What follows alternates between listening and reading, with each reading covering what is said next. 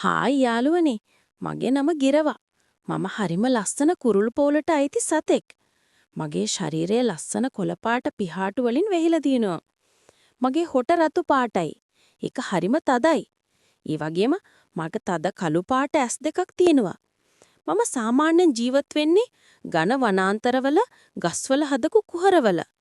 සමහර ගිරවුලට කතා කරන්න පුරුවන් නිසා ගොඩක් අය මාව ගෙදර ඇති කරනවා. මගේ ප්‍රධාන ආහාර වෙන්නේ ඇට වර්ග, පළතුරු, බීජ සහ මල්පැණි වගේ දේවල්. මගේ තද හොට නිසා ලොකු ඇට උනත් කඩන්න මට ලේසියි.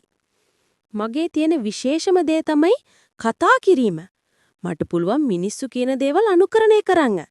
ඒ නිසා මම ගොඩක් දෙනාගේ ආදරය දිනාගෙන තියෙනවා. වනාන්තරයටත් මගෙන් ලොකු උදව්වක් වෙනවා. මම කන බීජ වෙනත් තැන්වලට ගෙනියලා දාන නිසා අලුත් ගස් පැලවෙන්න උදව් වෙනවා. මම ගිරවෙක් විදිහට මේ ලෝකේ ජීවත් වෙනවට ගොඩක් ආසයි. මම හරීම සතුටුයි. පරිසරයට ආදරය කරන ඔබ සැමට ස්තුතියි.